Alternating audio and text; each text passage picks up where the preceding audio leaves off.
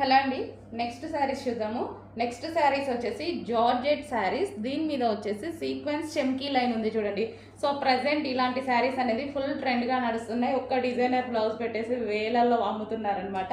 So మన దగ్గర ఈరోజు అయితే సింగిల్ శారీ అనేది తీసుకురావడం జరిగింది. రీజనబుల్లో వచ్చేస్తాయి మన దగ్గర అయితే.